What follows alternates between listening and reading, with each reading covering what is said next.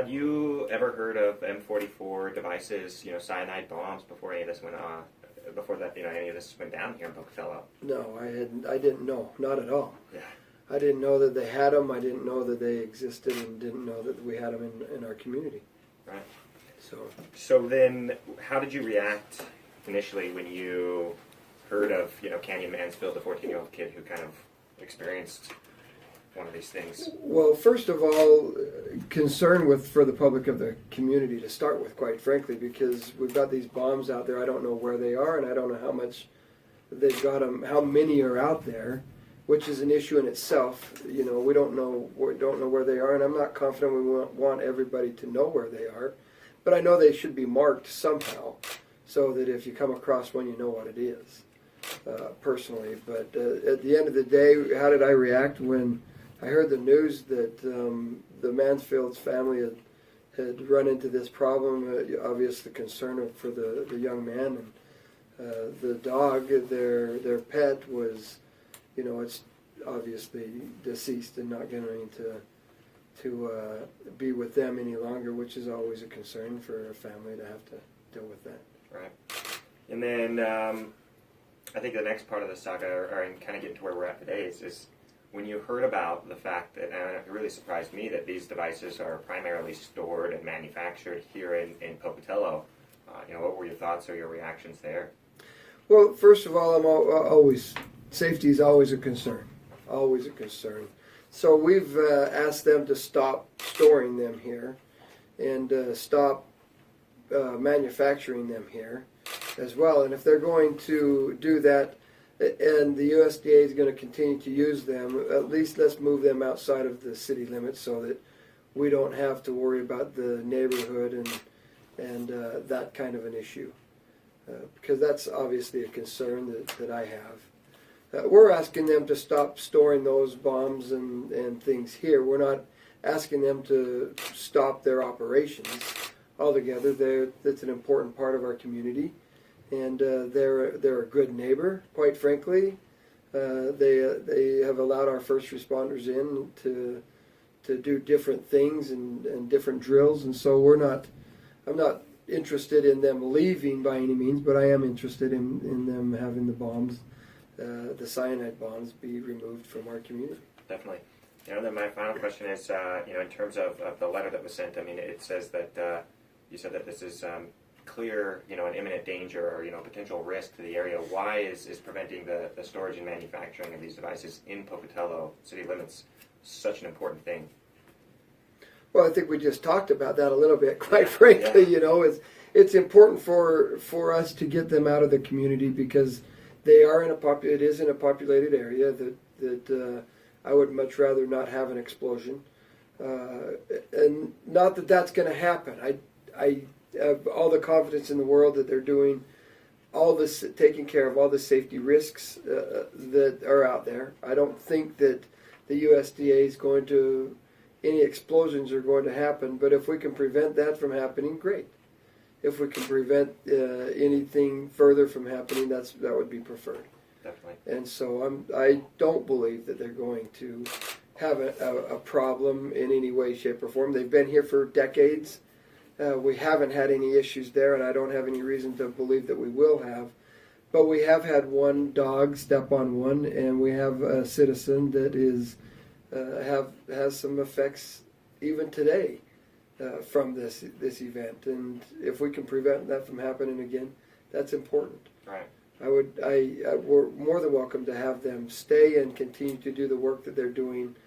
Just remove the bombs.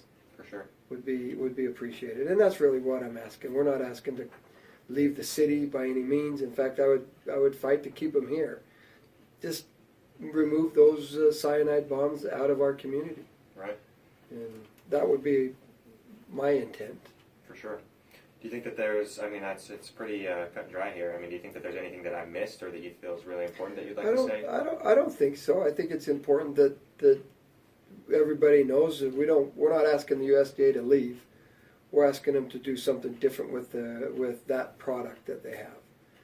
They're an important group for the agricultural base that we have in our community, and we need to have them we still need that support here. We don't need those bombs. Right. Definitely. I Cool. think that's it. Can you give me an idea what, where they place those bombs at all, or is it? I have no idea where they place them. They're not supposed to place them in the city limits. Mhm. I don't think this was in the city limits, but it's close enough to make me It's nervous. pretty close, yeah. Yeah. And so, but other than that, I don't have any idea where they place them. Okay. Right.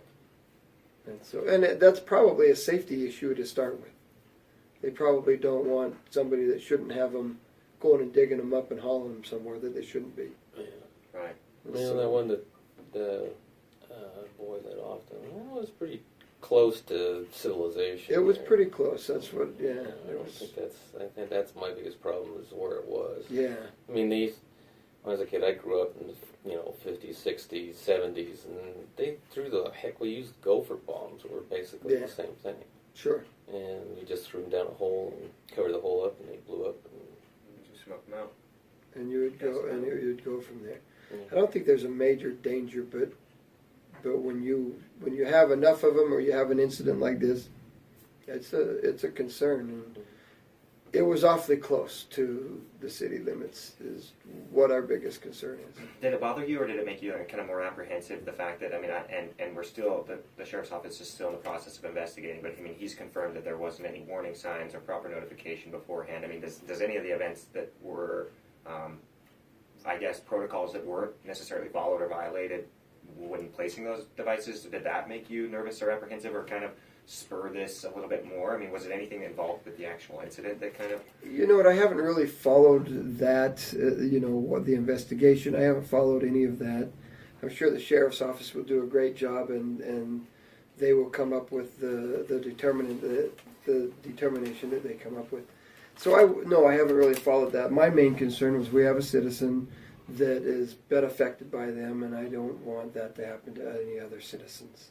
Right. And so, if removing them and doing having a different way of approaching a coyote problem is there, then let's look at that before we hurt another citizen in this way. And then, so that I understand, I read the letter that you wrote.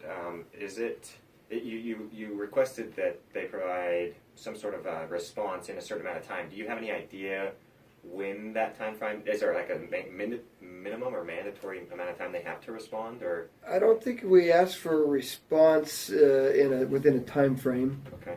I think that we just asked them to just cease and desist manufacturing and storing those cyanide bombs in our community. Gotcha. I'm sure that they will respond, and I'm sure they will respond in a timely fashion, and we'll see what that response is. And I think it's important for us to get that on record. Now, will they do anything with it? I don't know. Right. They may say, pound sand, that's what we're going to do, and that's that. And by all rights, they can. This was more of a courtesy. Please remove those and get those out of our community, because I think it does create a problem and does create a dangerous hazard for our community. But at the end of the day, it's not against the law for them to do that. It's not against the zoning ordinances for them to be where they are. It's just more of a courtesy. Look, please remove them. Right. And I'm sure we'll get a response from them, and after that response is there, then we'll see what happens from that point. But really, our hands are tied. All we can do is write a letter and request it. Right. At this point.